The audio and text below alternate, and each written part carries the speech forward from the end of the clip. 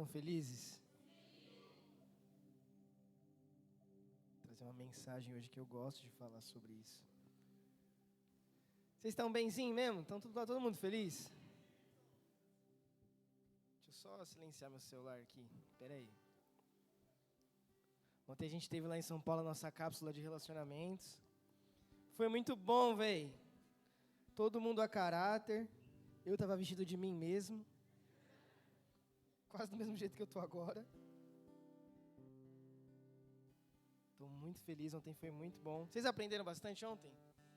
Se você não foi, assista. Tá o link. Tá no YouTube? Assiste lá, foi muito bom. Teve gente que ganhou café. Mano, coisa boa é ser casado na Big Home, viu? Que o solteiro sofre. Domingo passado, o Eli começou uma pregação da nossa nova série, vocês lembram disso? O Eli falou sobre o caminho da ovelha, ele falou um pouco sobre o texto de João 10, ele discorreu sobre o caráter da ovelha e sobre características que as ovelhas carregam, vocês lembram disso? Ele falou sobre a diferença entre a ovelha e o bode, no nome de Jesus, quem era bode já perdeu o chifre,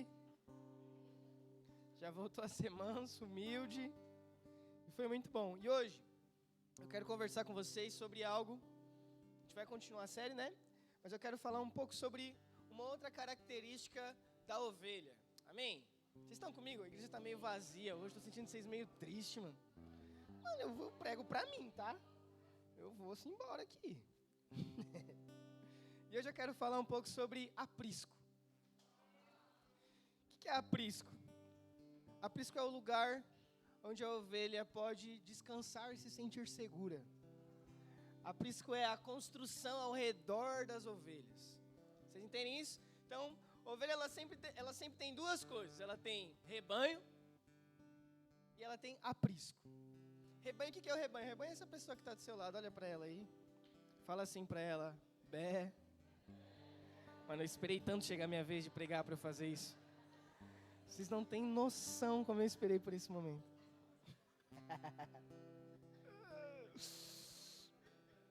Mas é isso, gente. Ovelha vive em rebanho e descansa em aprisco. Amém? Vocês conseguem entender isso? Abra a sua Bíblia, lá em 2 Reis, capítulo 4, verso 8. Ó, o Vitor e a Bruna estão aí, meus amigos de longa data. Feliz de ter vocês aqui, hein? 2 Reis 4, versículo 8. Eu vou correr que eu tenho muita coisa para dizer hoje e eu preciso que você fique comigo, tá bom? Diz assim: sucedeu também um dia que, indo Eliseu a Sunem, havia ali uma mulher importante, a qual o reteve para comer pão. E sucedeu que todas as vezes que ele passava por ali, entrava para comer pão. E ela disse ao seu marido: eis que eu tenho observado que esse que sempre passa por nós é um santo homem de Deus.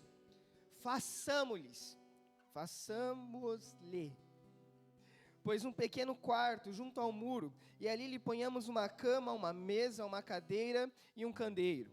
E há de ser que, vindo ele a nós, para ali se recolherá.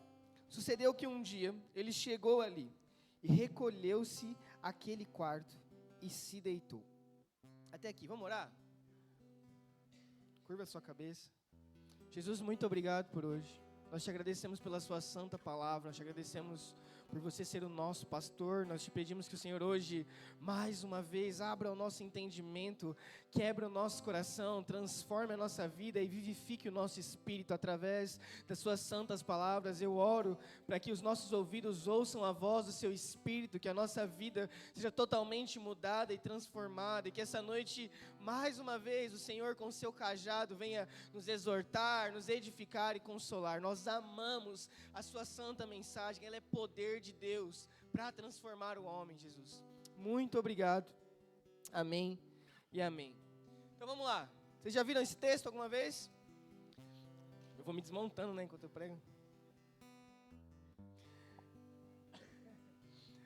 Aqui, Eliseu, ele passava por esse lugar, ali em Sunem, E tinha um lugar próximo a Sunem, que era o Monte Carmelo, que era o monte que o profeta que cuidava de Eliseu sempre frequentava. Vocês lembram desse homem, Elias? Eliseu, ele passava por Sunem. Sunem também era um caminho a esse monte, a esse lugar que Eliseu ficava na presença de Deus, que era o Monte Carmelo. Um dia, uma mulher vê esse homem de Deus passando e ela decide ser hospitaleira. Ela chama o esposo dela, e o texto diz que essa era uma mulher importante.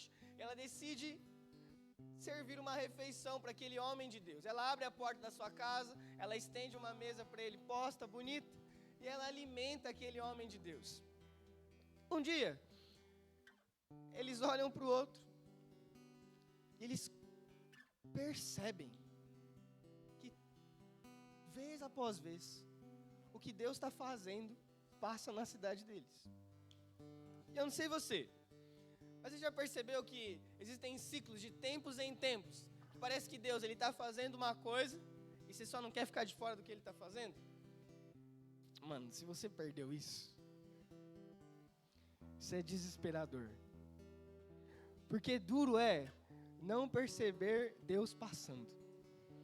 Duro é não perceber o que Deus está fazendo. E existe um meio pelo qual, aqui nesse texto, e depois a gente, como a Brenda leu, e a gente vê isso na vida dos apóstolos, existe um jeito de perceber e receber o que Deus está fazendo na terra. E o nome disso é hospitalidade. Hospitalidade é um meio de poder encontrar pessoas de Deus que estão andando com Jesus, estão indo para um caminho, e você só não convida essa pessoa para tomar um café com você.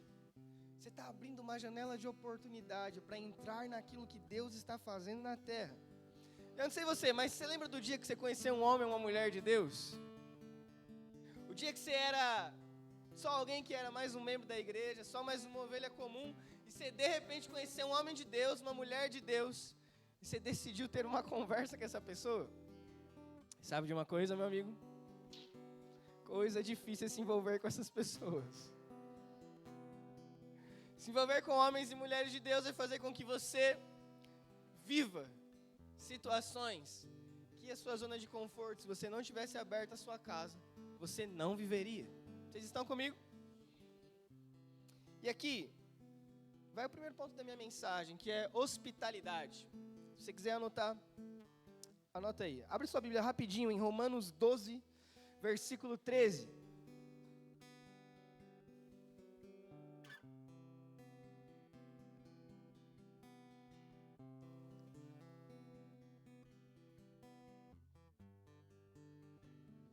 Todo mundo achou? Tá aqui. Comunicai com os santos nas suas necessidades e segui a hospitalidade. Aqui, essa palavra em grego é xenofilia. Aqui é o apóstolo Paulo escrevendo aos romanos que eles precisavam seguir com todos os santos com hospitalidade. Eu não sei se você entende isso, mas ser cristão, ser um seguidor de Jesus, nesse tempo em que essa carta foi escrita, você poderia ser morto. E aí, Paulo deixa a vida pior. Ele fala que você tem que abrir sua casa para um cristão. E de acordo com o governo naquela época, a cultura naquela época que estava estabelecida sobre Roma, se você fosse um cristão, ou se você recebesse um homem desse dentro da sua casa, você ia ser preso, ou você iria ser torturado, ou seria morto. E aí, olha que loucura. Esse aqui é um contexto de hospitalidade. Não é do nosso jeito, que é só a gente mandar uma mensagem, é só a gente fazer um café da tarde, um almoço, uma janta. É o risco que aceitar alguém de Deus na sua casa faz com que você possa perder a sua vida. E sabe de uma coisa? Isso aqui é hospitalidade do jeito que Jesus gosta. Porque andar com o homem de Deus faz o tempo inteiro que você se lembre que você precisa perder a sua vida para seguir Jesus.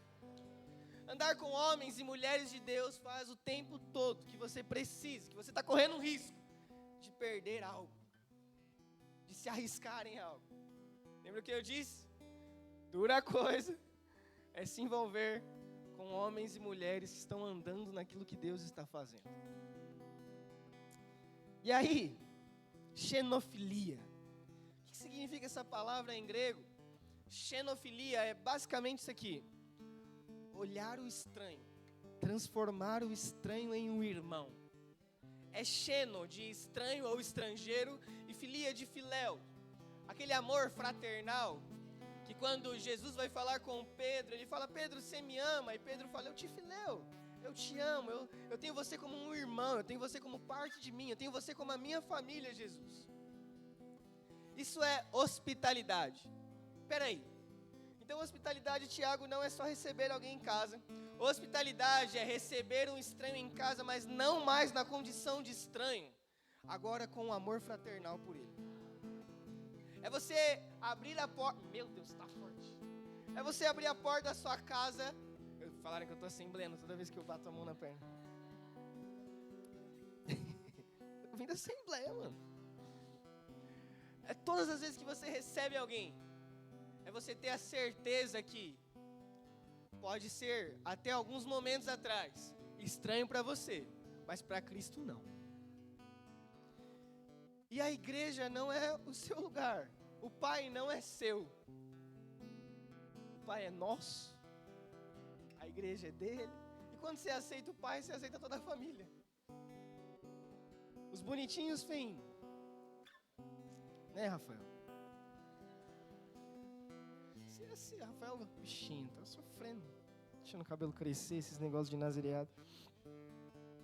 É se aceitar as ovelhas difíceis, as ovelhas que dão trabalho, as ovelhas imaturas, e você também se lembrar que você não é a perfeita. Hospitalidade é esse lugar que não é a face do outro, é um espelho para os dois. Uma mesa de hospitalidade é esse lugar. Nunca é só uma reunião de estranhos. É um espelho para os dois. Por quê, Micaele? Porque quando eu me relaciono com o Tiago, eu só não conheço o Tiago. Eu conheço uma parte de Cristo escondida nele, que também revela uma parte de mim que precisa ser mudada. Então é o encontro de estranhos. É o encontro de irmãos. Hospitalidade.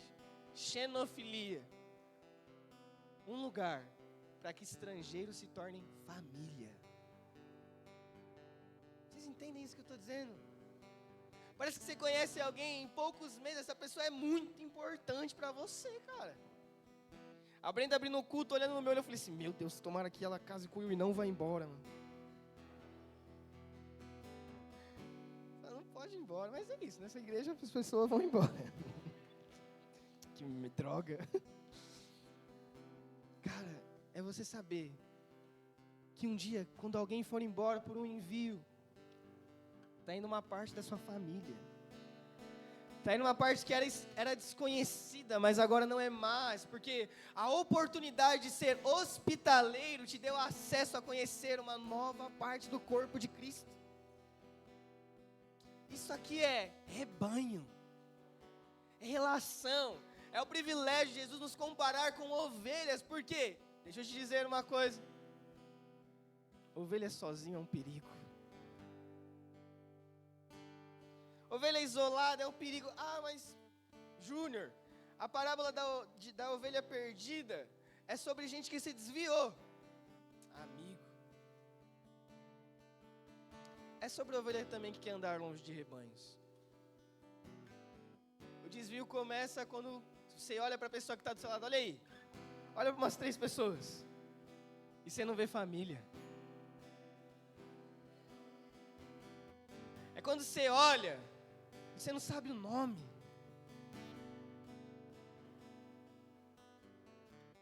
Quantos anos e anos nós passamos por igrejas que é muito bom só pegar o culto. Oh, meu Deus. Oh, meu Deus. Não é apenas abrir minha casa. É dentro da minha casa estabelecer paz. Como assim, Júnior? Deixa eu te dizer algo. Eu e você. éramos inimigos de Deus. E Cristo Jesus nos tornou amigos de Deus. E Ele só não restaurou a minha amizade com o meu Pai, mas Ele também me deu irmãos. Então quando você abre a sua casa, Deus está te dando a oportunidade de fazer, sabe o quê? Paz.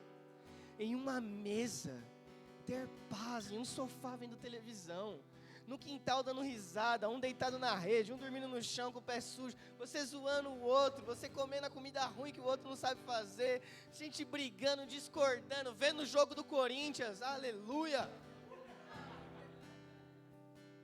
Em tudo isso nós estamos fazendo, sabe o quê? Paz. Pegando tudo que é estranho, dizendo, não, somos comuns, temos um pastor e somos rebanho. Que beleza é, Tiago, ter paz com o estranho. Que poderoso é não dizer somente o nome de uma igreja, o jeito de uma igreja, mas você poder olhar para ela e falar assim, você está dentro de mim, eu estou dentro de você, amigo. O que costura a gente, ou melhor dizendo, o lugar que a gente entrou é nas feridas que Cristo abriu em seu próprio corpo. A gente está dentro um do outro, a gente está preso no outro, não tem como tirar você de perto de mim. E ainda que você tente, deixa eu te dizer uma coisa, existe o Supremo Pastor que vai atrás. Vamos lá, alguém. A igreja, ela é a expressão que Cristo Jesus deixou na terra para hospitalidade. É o lugar onde os filhos de Deus se reúnem, é o lugar onde o Espírito que o mundo não pode receber habita em plenitude. Vocês entendem isso que eu estou dizendo?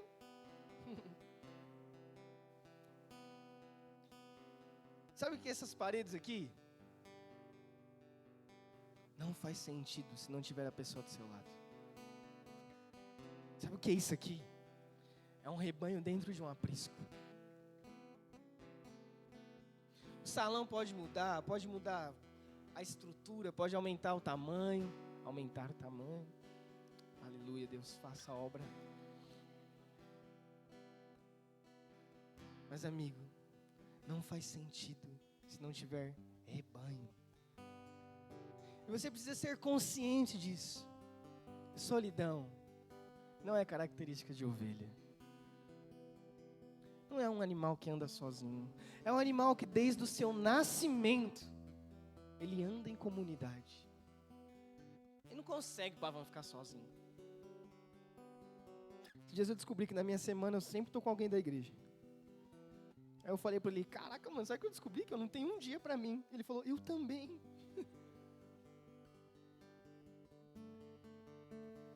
Quando eu vou pensar no dia para mim, tem a minha esposa que fala assim, a gente não vai sair não? E o nosso dia? Ou seja, amigo, não tem solidão em ser ovelha. Se você está sozinho, você não precisa desviar para estar sozinho. Dá para você fazer parte de um rebanho e por não reconhecer o privilégio de fazer parte de um rebanho, querer procurar alimento em outros pastos, querer encontrar descanso em outros apriscos, talvez buracos e cavernas, mas não, amigo. Lugar de ovelha no aprisco. É um na casa do outro. É a gente junta. É um monte de chinelo e tênis na porta. É o Eli que sabe até as peças de roupa que eu tenho pelo dia que eu uso ela no culto. O Eli conta. Ele olhando isso pra mim. Gente, é isso. É você saber exatamente quem é a ovelhinha que está do seu lado. Vocês estão comigo? Abra sua Bíblia agora no... Desculpa, ela já está aberta, né? Leia aí verso 9.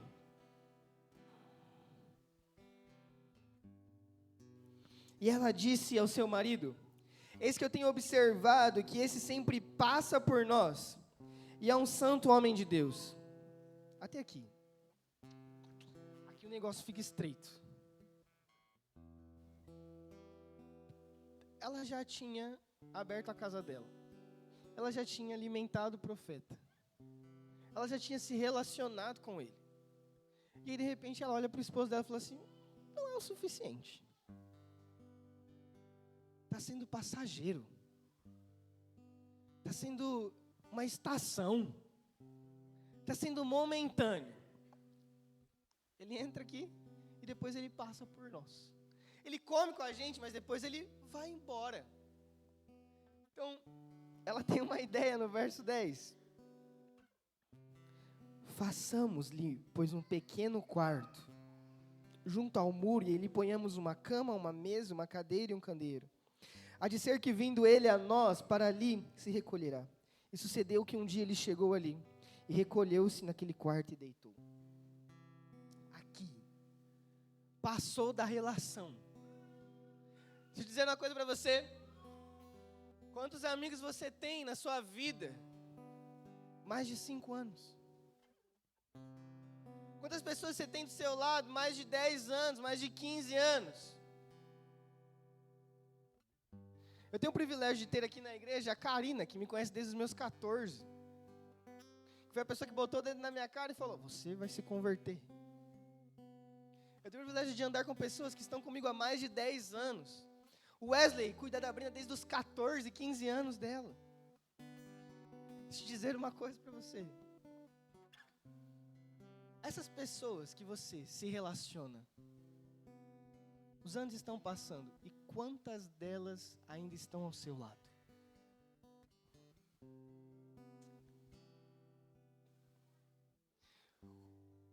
Será que talvez nós não tenhamos dificuldade de relação?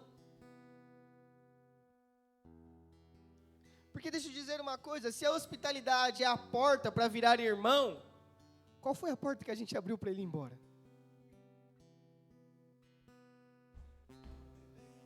Se hospitalidade é a porta que dá acesso um ao outro, por que passou?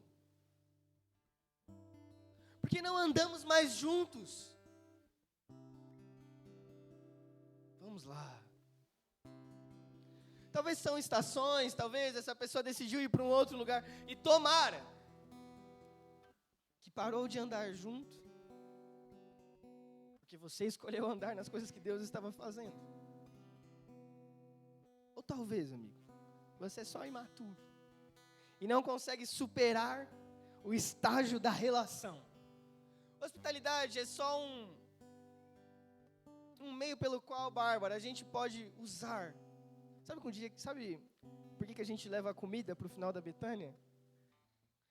Primeiro que é para a gente crescer em generosidade, mas é só para a gente poder conhecer um ao outro durante mais uns 20 minutinhos. Porque o culto de domingo não é o suficiente. Porque você ouvir alguém pregando não é o suficiente. A gente só dá uma desculpa para comer junto, para a gente poder ser amigo. É só para a gente poder estar junto. Só que, gente, essa mulher agora, ela decide não só receber e abrir a porta da casa dela para aquilo que Deus estava fazendo, agora ela decide fazer uma outra coisa: construir para poder descansar. Aqui é outra história. Aqui ela decide, no meio da casa dela, construir um quarto, para que esse homem só não passe para tomar cafés da tarde, mas agora ele possa ficar dias ali. Agora ele possa dormir ali. Agora não é só meu amigo do café da tarde. Agora é alguém que vai morar comigo. Agora é alguém que vai viver junto um pouco. Pode ser um pouco tempo, pode ser que Deus vai chamar ele para fazer outra coisa. Mas eu vou gastar meu dinheiro, meu esforço para construir um lugar para esse homem descansar. Vocês estão entendendo o que eu estou dizendo? Vocês estão aqui? Fica comigo. Sabe, existe 2 jeitos. Existe o jeito de só ir, tomar um café da tarde com alguém, comer na Betânia e ir embora rapidinho. Ou não ir, ou não fazer nada, ou não estar perto de ninguém. Porque eu não tenho dinheiro, porque não sei o quê. Amigo, deixa eu te dizer uma coisa. Hospitalidade é um jeito muito nobre. Tomar um café da tarde com alguém é um jeito muito nobre. Almoçar com alguém é um jeito muito nobre. Está tudo bem. Mas existe uma outra medida, que é esse lugar, que é essa família daqui de 2 Reis 4, que é migrar. Que é o lugar de sair da relação para entrar na koinonia. É o lugar de sair do conhecer para entrar no comungar. É um lugar mais profundo. Por quê? Porque vai ter mais tempo, vai ter mais esforço. Vai ser mais difícil. Ela quer receber em casa o que Deus está fazendo na cidade. Vocês estão aqui? Olha para a pessoa que está do seu lado e fala assim para ela: você pode descobrir o que Deus está fazendo ou construir para que Ele descanse.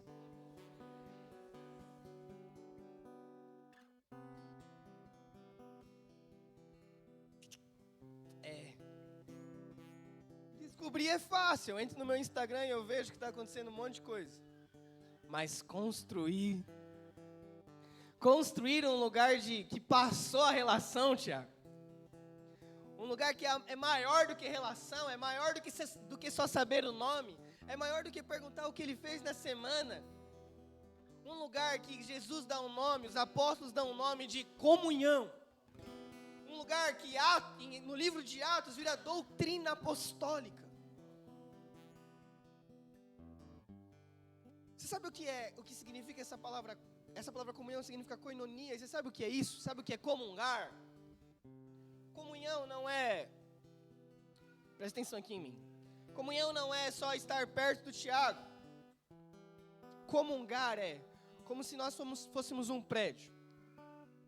E nós somos pedras presas um ao outro, para que a gente não caia.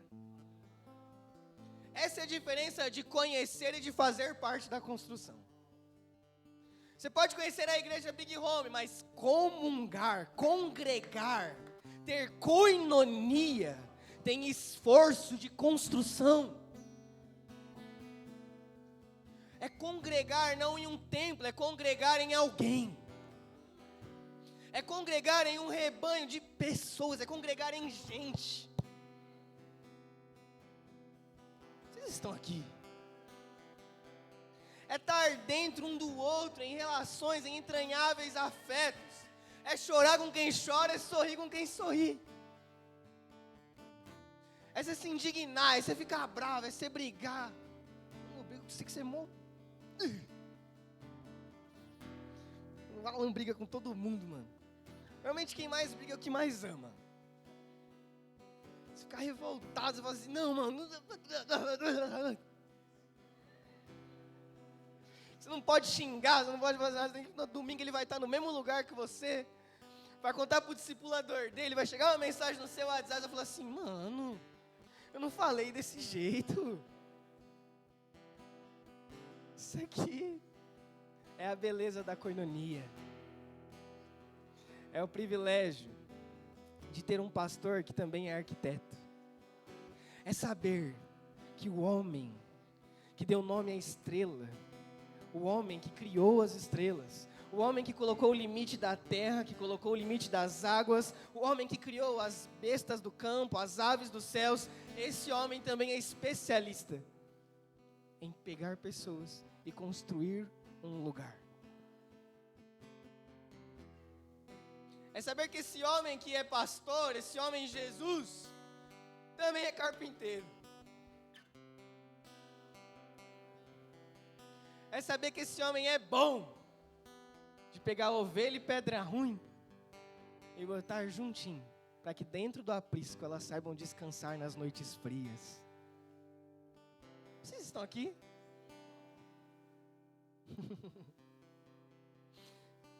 E aí, para koinonia, para comunhão, existem algumas problemáticas. Primeiro ponto, gasto. Gasto do que, Júnior? Dinheiro mesmo, real. Pix. Vaquinha. Levar o que você tem em casa, comer junto, comer pizza, pagar o do outro. Você não tem, você paga o do outro, não tem, você paga o dele. Nossa, estou gastando muito dinheiro nessa igreja. Não, amigo, você está gastando dinheiro com coisa eterna. Não, mas eu estou gastando dinheiro comendo com as pessoas. Não, amigo, você sabia que quando Jesus voltar, você vai comer junto dessas pessoas com Ele também? Meu Deus, a gente comer junto é só sombra do que a gente vai fazer quando Ele voltar. E para isso tem gasto mesmo. Negocinho chamado real. Se tiver dólar, pode ser. A Raquel cada dia numa nação.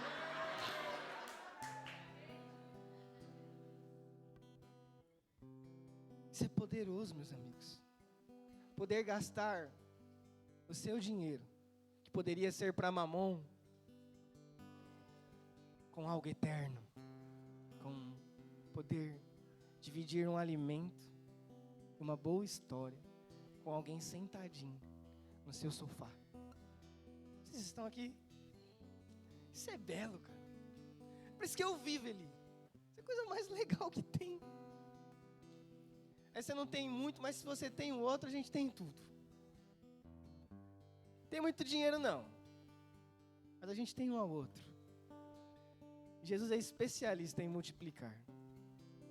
Mas você precisa ser muito bom em entender que no meio da construção para um lugar de comunhão vai ter gasto. Amém? Tudo bem? Meu Deus, está falando de dinheiro. Gente, a gente não pode ter problema de falar de dinheiro, amém? Quem tem problema com dinheiro precisa de libertação. A única pessoa na Bíblia que reclama com Jesus de dinheiro é Judas. E aí, tem uma outra coisa que você vai precisar ter no meio da comunhão, que é esforço. Fala aí para a pessoa que está do seu lado, esforça-te.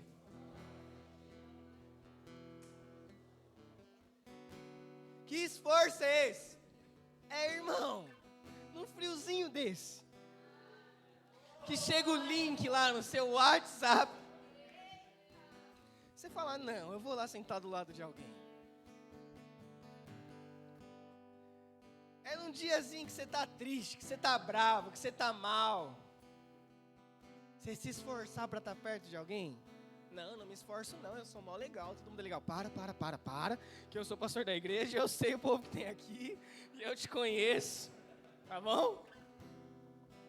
Eu sei que é difícil, mas é belo.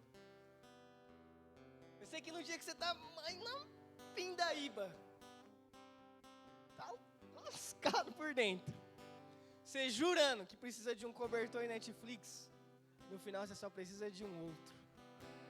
Alguém chamado irmão. Eita Deus. Olha a pessoa que está do seu lado e fala assim, você é meu irmão? Vou te dizer uma coisa, meu. Talvez não, hein? Porque nas escrituras diz que para ser irmão, primeiro precisa ser amigo. Entendeu, Júlia Santos? Você viu a Júlia Santos e a Ana Gil? São amigas. São irmãs. É o Cris e o Greg. Não é só, meu irmão da igreja. Não é só uma palavra que é fútil. Não é só um jargão. É uma verdade. Eu achei um irmão. No dia da minha dor, eu me esforcei para estar com ele. E agora ele não é mais meu amigo. Agora ele é meu irmão. Se você, amigo, no dia da sua dorzinha, tô com dor de cabeça. Não é essa dor que eu tô falando, não. Você sabe bem o que é. No dia mal, se você não tem alguém para chamar de seu irmão, você não está entendendo igreja. Você é sempre a ovelha que o pastor vai ter que vir. Nem aqui não é sozinho, é junto. Por que você está sozinho? É junto. Não, mas eu não desviei, eu dentro da igreja. Tá tudo bem, mas sozinho você sente frio, sozinho você é presa fácil. Sozinho você vai quebrar umas pernas, sozinho você vai cair em buraco. Sozinho você só é ovelha, mas não igreja. Vocês entendem isso? Vocês estão comigo? E aí? Vocês já viram uma obra? Bianca é arquiteta. Vocês já viram obra mesmo assim? Quem aqui, homem, já ajudou um pai ou um tio numa obra? As mulheres também já ajudou. Mano, é mó legal, não é? Não é não, fala a verdade, não é legal. Meu Deus, mano, você carrega... a primeira vez que você vai tentar pegar 4 tijolos junto, caiu no seu pé, você quebra 3. Sei lá, batendo massa, você não sabe o que você está fazendo, daqui a pouco seu braço está duro. Meu Deus, você não acaba nunca, parece que nunca acaba. E é só meia parede. E é eterno. Você fala assim, não é possível que esse senhor de 60 anos está fazendo isso sorrindo. E eu tô morrendo. É horrível. Só que é isso que essa mulher está fazendo. Ela está construindo um quarto dentro da casa dela. Ela está fazendo uma obra. Está batendo massa, está colocando pedra. Está arrumando parede. Para construir um lugar além da relação ali. Um lugar para comunhão. E aí, tem um outro ponto que é, olha a pessoa que está do seu lado e diz assim, paciência. Pior coisa do mundo que tem é pedreiro que não tem paciência. Só está pensando no dia dele, no salário, na recompensa. Pior coisa que tem é gente na comunhão que não tem paciência. Que no final das contas é só o pedreiro que está pensando no seu dia que vai ser pago, na recompensa que você vai ter. Pedreiro bom. Ele faz o serviço rápido, mas caprichoso. Ele não vai deixar nenhuma parede torta. Já foi em algum lugar que você viu uma parede torta? Mano, pedreiro é a coisa mais difícil de achar na terra. Negócio torto, negócio feio, acabamento feio, piso errado, as coisas tristes. Sabe como é o nome disso? É gente que no processo da construção do quarto só pensou na sua recompensa. E não da beleza de ter um lugar de comunhão construído. E aí, não tá forte, se você não estiver comigo, isso aqui é uma loucura. Por quê? Talvez hoje eu passe dos 40 minutos, tá? Por quê? É uma loucura. Porque esse processo de paciência vai ser onde você vai ver os blocos trincados. Você vai olhar para a Maiara vai olhar para o Lucas e vai falar assim, mano, é essa pedra rachada que Jesus escolheu, mano. Não é possível. E aí, quando você chama essas pedras para dentro da sua casa, você vai mostrar para essa pedra aí, ó, que tem uma parede lá ali na sua casa que é meio torta e vai dar um trabalho para ser nivelada. Tem áreas dentro da sua família que são meio estranhas. Tem áreas dentro da sua relação com seu esposo que é meio duvidoso. Tem coisas tortas na casa. Esse é o processo de paciência na construção da comunhão. Sabe de uma coisa? Você vai ver a rachadura do outro, mas também vai deixar ele ver as paredes tortas do seu lar. Vocês estão aqui? Vocês conseguem entender o que eu estou dizendo? Só que isso aqui é belo, gente. Isso aqui mostra a nossa fragilidade. Você está construindo uma casa, você sabe que vai fazer sujeira, que você vai ter que depois lavar a casa inteira. Deixa eu te dizer uma coisa. Comunhão dá isso mesmo. Vai ter sujeira, vai ter problema, vai ter fragilidade. Você vai descobrir o pecado do outro, o erro do outro. Fala assim, chega! Melhor é ficar sozinho e ver o culto online. Não, dá não. Esse negócio aí de estar muito junto, mano, dá muito problema, dá muita sujeira, dá muito sei o quê. Não, aí. Dá mesmo. Mas depois, no final disso tudo, tem um negocinho que essa mulher constrói. Um lugar de profundo relacionamento. Sabe o que é um quarto, Eli? Um lugar de intimidade. Parece que é só uma construção. Agora não é mais um café da tarde, agora a gente é íntimo. Agora tem um cômodo aqui. Agora a gente faz parte um do outro. Ah, Júnior, mas eu tenho dificuldade com esse negócio aí chamado isso aí. De estar junto, de fazer parte, eu tenho muita dificuldade com isso aí. Não, Júnior, peraí. É meu filho. Não. O filho é meu. Beleza. É para eu estar na igreja, é para eu estar nas casas, mas é minha criança. Amigo. Pais, mães. Você dá seu filho 6 horas ou 12 horas para a creche, você não confia em um irmão da igreja? Você confia mais no Estado, no governo, em alguém desconhecido que você não sabe o nome, você não sabe o endereço. Não tem ninguém para falar na vida daquela pessoa e você não confia em nós? No meio do rebanho, as criancinhas vão correndo junto das ovelhas. O rebanho cuida das crianças.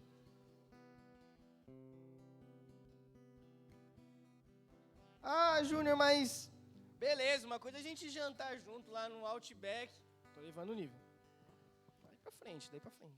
Uma coisa é a gente comer junto no Papaléguas. Desci o nível. Temos para todos. Mas deixa eu dizer uma coisa. A gente até come junto, mas falar no meu casamento não. A gente até come junto, tá? Mas meu casamento você não precisa saber. Tá bom. Deixa que quem vai saber é seu familiar, né? Deixa que quem vai saber é sua vizinha fofoqueira. Deixa que quem vai saber é a manicure, é a moça do salão, é o seu barbeiro. Daqui uns anos quem vai saber é seu advogado, te dando um papel escrito divórcio. Nunca o rebanho. Meu Deus. Ah, Ju, mas... Não, beleza, vamos dar risada junto, vamos sair junto. Mas, não, você não precisa saber tudo de mim, não. Tá bom, amigo, então revela aí sua mente e seu coração pro seu psicólogo que você paga. Troca discipulado por psicólogo. Troca a eternidade para anestesias. Troca princípio, mandamento, fundamento para o seu próprio prazer. Vamos lá, alguém. Rebanho não é só coisa boa. Rebanho também é o lugar das dores das ovelhas. Mas aí eu vou falar para aquela pessoa, vai, amigo. E aquela pessoa vai prestar contas para um homem chamado Jesus. Mas vão pegar meu filho, meu amigo, mas meu filho tem 12 anos, não quero ele andando com os adolescentes da igreja. Ah, tá. As crianças da escola só falam da Aline Barros. Lá na faculdade, vocês pegam a matéria e depois oram os salmos. Vamos lá. A gente quer se relacionar com tudo, menos o lugar que Deus nos deu para relação. A gente presta contas com tudo, com o patrão, com os amigos fofoqueiros, um dia vai ser com o amigo do boteco. Menos com o lugar que Jesus deixou estabelecido, chamado rebanho. A gente deixa tudo e todos falar na nossa vida, quando a gente expõe as nossas dores nas redes sociais. Mas para o pastor e discipulador, na verdade, é que eu não quero dar problema para o Júnior. Ele é muito ocupado, meu amigo, o que eu mais quero é me embolar nos seus problemas. Eu vou dar problema para o meu discipulador, é o que ele tem que fazer. Tá aí para isso. Mas será que ele vai saber me ajudar? Se ele não souber, vai ter que saber. Se a gente não souber, a gente não está pastoreando e discipulando por experiência e sofrimento, mas por revelação e por Cristo. Mas ele nem passou por isso que eu estou passando. Amigo, Cristo é o nosso pastor e o Espírito que habita em mim é poderoso para me capacitar através das santas escrituras. E se eu não souber, tem alguém mais maduro que me ensina. O que você não pode fazer é ficar aí na sua dor sozinho, achando que você é ovelha distante do rebanho. Vocês estão aqui? Repete assim comigo. É melhor dividir com o rebanho do que ser mordido sozinho pelos lobos.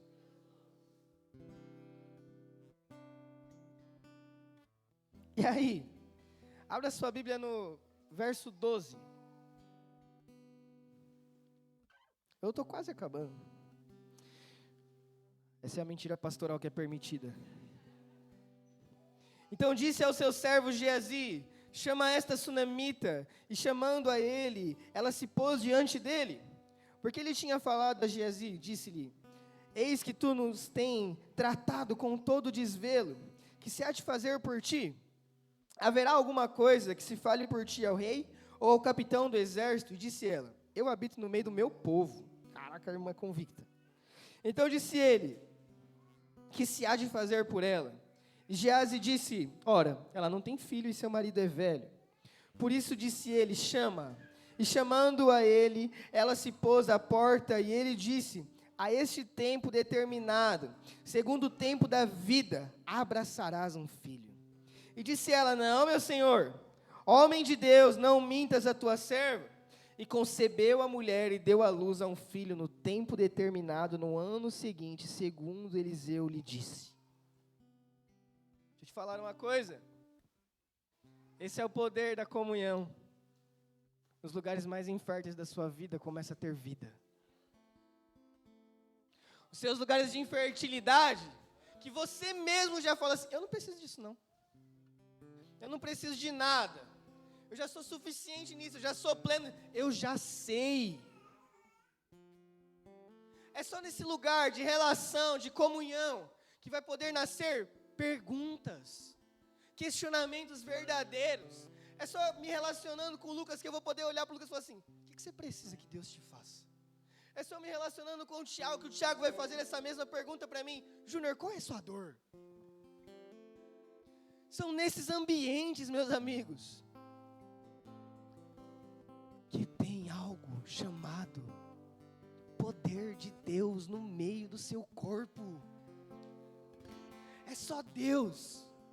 Aquela mulher não construiu um lugar para depois pedir ao profeta uma bênção. Ela não foi atrás dele por conta de um milagre. Ela não veio à igreja por conta das suas dores e problemas.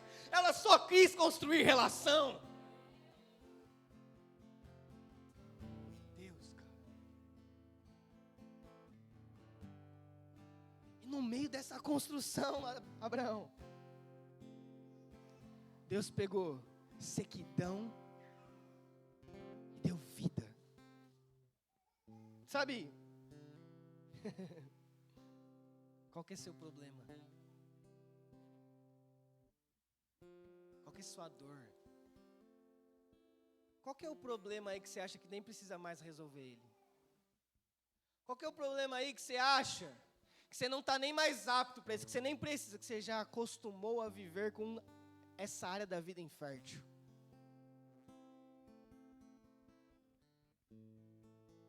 Amigo, tem um lugar que Deus pode trabalhar nisso. Koinonia.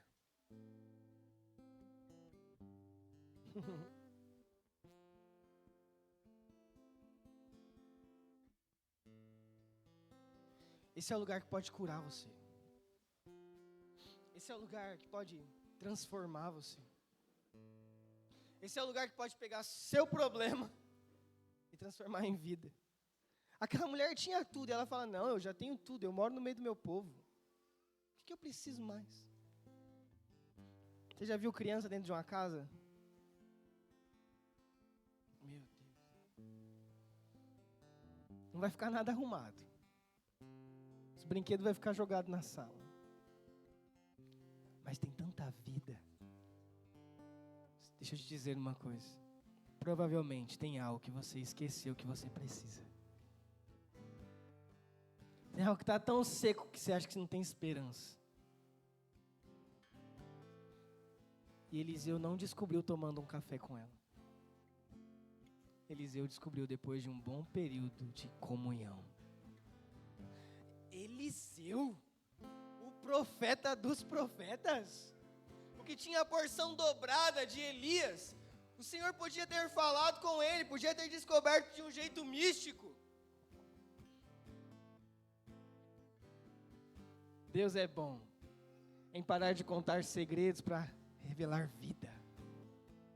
Deus é bom em parar de dar palavras de sabedoria e conhecimento, as revelações que os nossos irmãos pentecostais dizem, e só ser conversa. Não foi um sonho, não, foi um dia almoçando junto, e a dor veio para fora e nunca mais existiu. Não foi com uma mão na... Meu Deus, cara, não foi com uma mão na cabeça, não. Foi um jantar, que o que aqui era infértil, agora não é mais. Eu me lembro, eu tinha um amigo, tenho, né, bicho, não morreu? Chamado Marcos Vinícius, alguns de vocês conhecem. É o cara mais desenrolado que existe no planeta Terra, mas mais maluco também.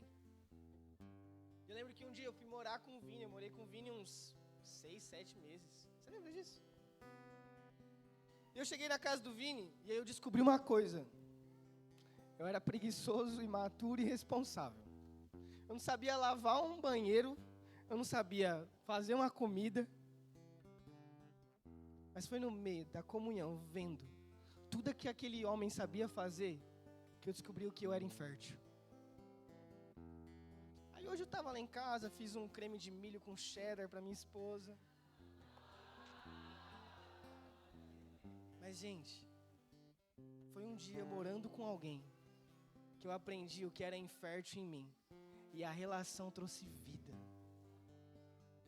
Eu me lembro de um dia, estar sentado no sofá do Jeff, cheio de problema financeiro no meu casamento. E só vendo o jeito que ele tratava a Karina, começou a resolver tudo. Nossa, é assim que faz.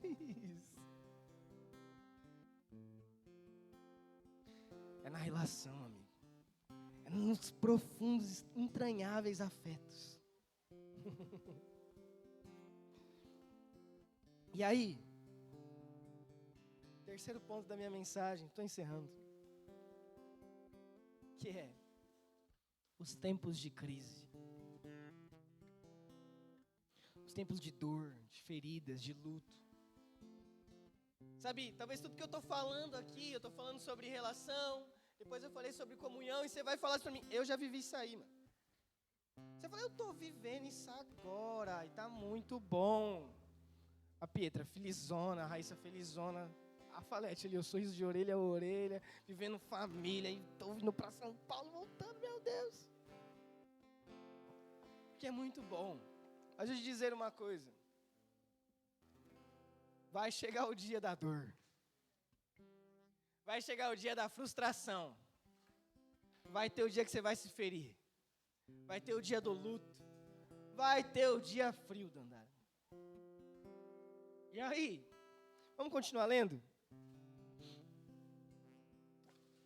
Meu Deus, é muito duro esse texto. No mesmo versículo, ela segura a criança ao 18. E crescendo o filho, sucedeu que um dia saiu para ter com seu pai, que estava com os segadores. E disse a seu pai, ai a minha cabeça, ai a minha cabeça. Então disse um moço, leve-o à sua mãe. Ele o tomou e o levou à sua mãe, esteve sobre os seus joelhos até o meio-dia e morreu. E subiu ela, o deitou sobre a cama do homem de Deus e fechou a porta e saiu. E chamou o seu marido e disse, manda-me já um dos moços e uma das jumentas, para que eu corra ao homem de Deus e volte. E disse ele, por que você vais a ele hoje? Não é lua nova nem sábado. E ela disse, tudo vai bem.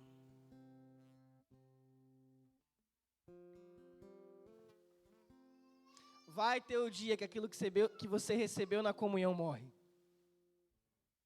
Vai ter o dia que a palavra que você recebeu morre. Vai ter o dia que o fervor que você tem pela igreja, pela relação, morre. Vai ter esse dia de luto. Mano, você parou bem nessa hora, ficou mal triste o negócio. Vai ter esse dia. Vai ter esse tempo. Só que deixa eu te dizer uma coisa. Boa coisa é você se lembrar do homem que você tem relação para ir atrás. Boa coisa no dia da sua dor, você se lembrar de Eliseu. Boa coisa no dia da sua angústia, você se lembrar de Eliseu.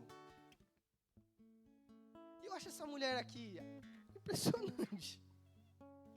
E talvez você esteja nessa estação hoje, que não acredito mais, a igreja me feriu, isso aqui é loucura. E é mesmo, é loucura mesmo, e a gente vai errar mesmo. Mas amigo, não tem outro jeito. E você vai estar, o que Deus me deu já morreu. Eu não sirvo mais para isso. E essa mulher, ela podia fazer exatamente isso. Se fechar na casinha dela, se amargurar, ficar sozinha e triste. Mas sabe o que ela faz? Ela desce no quarto. Melhor dizendo, ela põe o menino na cama do profeta. Fecha a porta.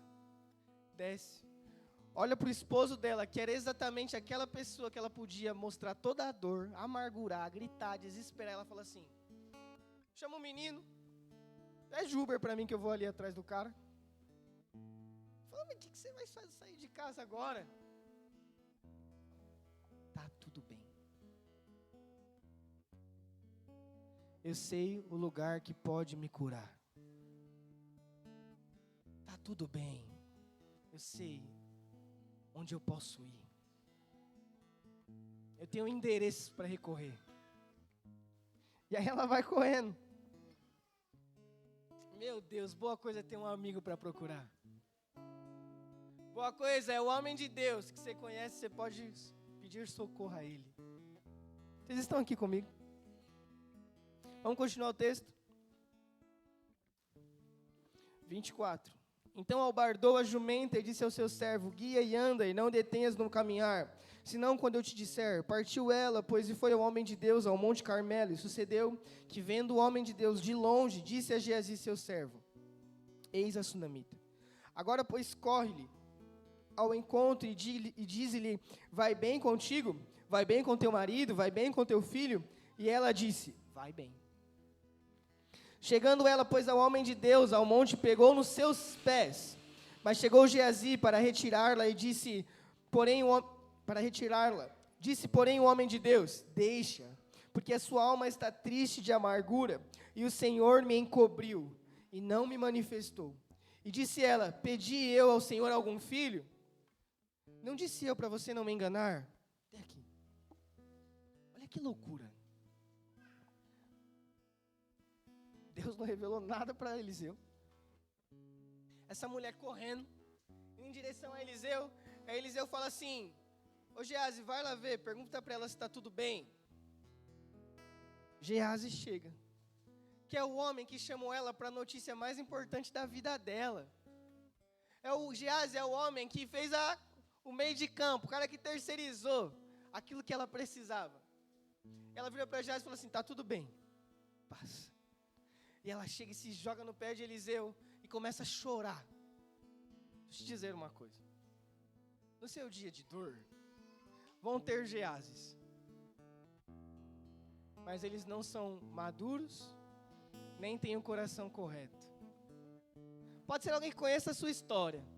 Pode ser alguém que esteja lá no dia. Mas ele não é o homem ou a mulher que pode te ajudar. No meio dessa corrida vai ter, ela podia ali naquele momento botar para fora para Geazi e falar todos os problemas dela. Mas meu amigo, ele não é o homem de Deus que ela viu passar. Deixa eu falar uma coisa para você. Com quem você tem aberto suas dores? Com Geazes ou com Eliseus? Com quem você tem aberto seus problemas? Com os Geazes, que sabe da sua vida, que estava ali junto? Ou com os Eliseus, que são os maduros que podem resolver seu problema ou falar que você está errado? Geazi não é homem de Deus? Gente, alguns versículos para frente, a Bíblia revela que Geazi tinha o coração errado, o bicho era desviado, fica com a lepra de Naamã, trai Eliseu. Não é porque está perto que é o que Deus separou para você consultar. Vamos lá, alguém. Não é porque te conhece que é o que Deus separou para falar com você, que é o que Deus separou para cuidar da sua vida. Mas é meu amigo, ele me conhece, ele vai entender meus problemas. Tá bom, vai lá. Essa mulher não. A mulher de Sunem não. Ela é madura. De dar a mesma resposta a Geazi que ela deu para o seu esposo. Porque ela sabe o pé que ela pode se prostrar e jogar o seu lamento e amargura. Se você está falando com muitos Geazes, é porque você não encontrou um pé para despejar a amargura. É que você não encontrou alguém que você consegue baixar sua cabeça, deitar no colo e falar assim: Dani, estou muito mal. E aí, a gente vai picotando as informações aos Geazes nos nossos caminhos. Nunca indo de encontro aos Eliseus. Vocês estão entendendo o que eu estou dizendo? De quem que você está indo atrás, meu amigo? E aí, ela faz outra coisa. Isso aqui é impressionante para mim. Gente, é Eliseu, tá? O bichão tinha a porção dobrada de Elias. Não tem uma palavra profética. Não tem um sinal e maravilha. Olha o texto. 29. E ele disse a Geazi: cinge os teus lombos, toma o meu cajado na sua mão. Se encontre alguém, não o saúde. E se alguém te saudar, não responda. E põe meu cajado sobre o rosto do menino. Porém disse a mãe do menino: vive o Senhor. Essa mulher é de Deus. Né? E vive a tua alma, que não te hei de deixar. Então ele se levantou e seguiu. E Geazi passou adiante deles e pôs o cajado sobre o rosto do menino, porém não havia nele nem voz nem sentido, e voltou a encontrar-se com ele, lhe trouxe aviso dizendo: o menino não despertou. E chegando Eliseu àquela casa, eis que o menino jazia morto sobre sua cama. Então entrou ele e fechou a porta sobre eles ambos, e orou ao Senhor. Deixa eu te dizer uma coisa. Às vezes, amigo, o sobrenatural de um dia da comunhão não vai acontecer. Você vai precisar ser que nem essa mulher sunamita e vai ter que fazer duas coisas. Repete assim comigo: movimento e diálogo.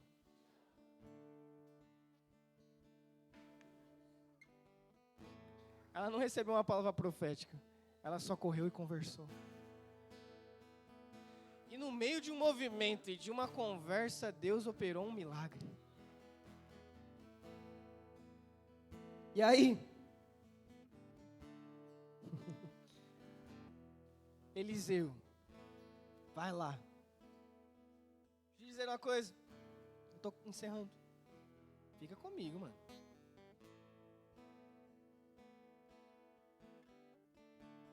Você precisa ser sensível também como Eliseu.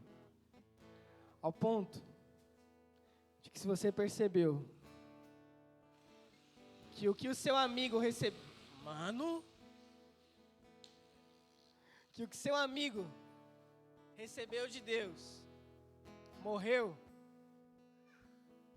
seja o primeiro a correr e ter a sensibilidade de buscar trazer de volta. E eu sei que aqui tem homens e mulheres de Deus, amém? Vocês se consideram uma mulher de Deus?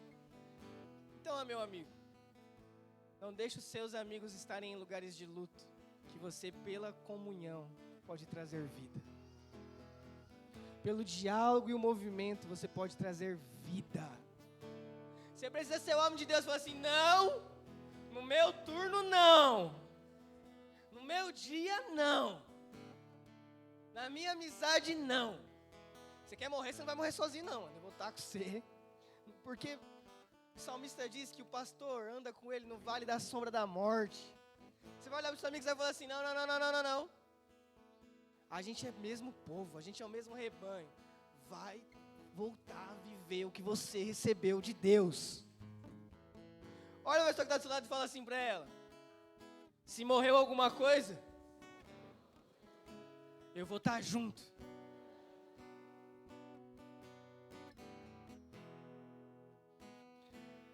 Fala de novo assim: e se não voltar a respirar, eu vou me esforçar para que a vida retorne. Esse é o poder do rebanho. Agora não é mais um profeta, é só um amigo, Eli. Não é mais o Eliseu que bateu a capa e o rio abriu. Não é mais o Eliseu que fez sinais e maravilhas. É só o amigo da sunamita. Vamos lá, alguém. E aí? A gente não vai desistir até entregar os meninos no braço. Não na nossa relação e nem na nossa comunhão. Versículo 34. Subiu a cama e subiu a cama e deitou-se sobre o menino, pondo a sua boca sobre a boca dele, os seus olhos sobre os olhos dele, e as suas mãos sobre as mãos dele. Se estendeu sobre ele, a carne do menino aqueceu. Deixa eu te dizer uma coisa, é só na comunhão que o nosso corpo volta a ter vida. Eliseu não bateu o cajado como ele pediu para Geazi. Eliseu precisou toque físico, relação, intimidade, proximidade. É só nesse lugar relacional que até o que está frio ao ponto de estar morto volta a se aquecer. Vocês estão aqui? Você precisa ser alguém que vai olhar para o cara do lado e falar assim: mano, se tem alguma coisa aí que morreu, já está gelado, é na nossa proximidade que isso vai se aquecer novamente. Eu vou orar por você, eu vou estar com você, eu vou abrir um jejum, eu vou estar junto, eu vou entrar no quarto, eu vou pagar o preço, mas eu vou devolver o menino.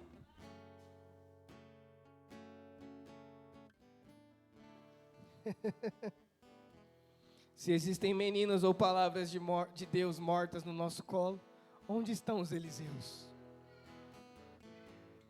Se existem homens e mulheres vivendo lutos, onde estão os Eliseus? Onde estão os mais maduros do rebanho? Onde estão os homens e as mulheres de Deus? Mas não se esqueça, se é você que está passando pela dor, é você que corre para o diálogo.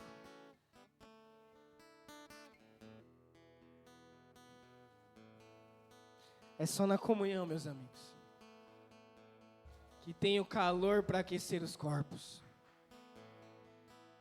É só na comunhão que tem esse lugar. Depois, desceu e andou naquela casa de uma parte a outra e tornou a subir. E se estendeu sobre ele. Então o menino espirrou 7 vezes e abriu os olhos.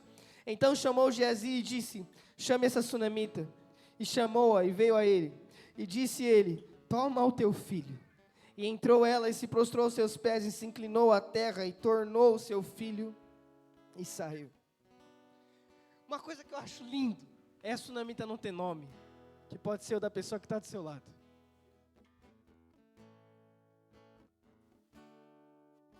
Pode ser a Ana Gil, pode ser a Raquel, pode ser a Bianca. A sunamita pode ser o meu próximo.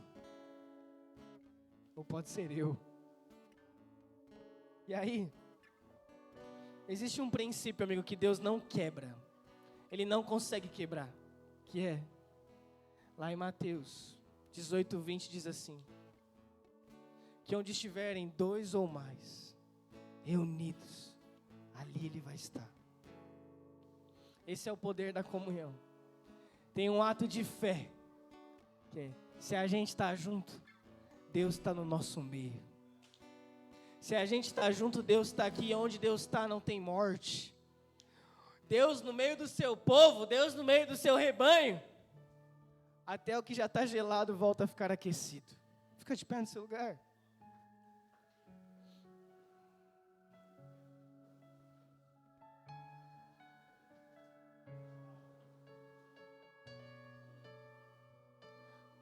Deixa eu dizer uma coisa para você. Nós somos homens e mulheres de comunhão. Nós temos um pastor e um povo. Você não é alguém que nasceu para ficar sozinho, amigo. Você não é alguém que nasceu para ficar sofrendo com seus problemas, com as suas dores. Para toda sunamita sempre vai ter um Eliseu. Para todo Eliseu sempre vai ter uma sunamita. Feche seus olhos.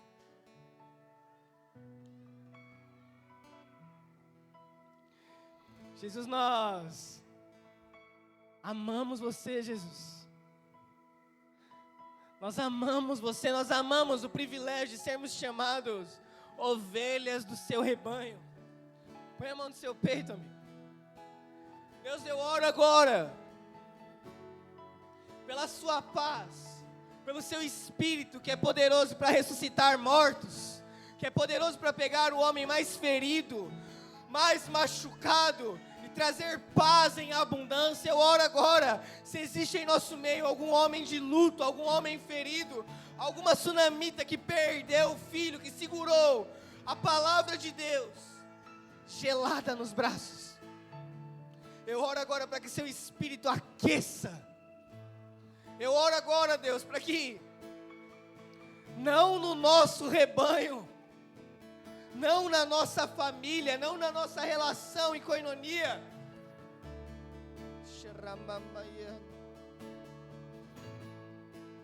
faça-nos homens de comunhão.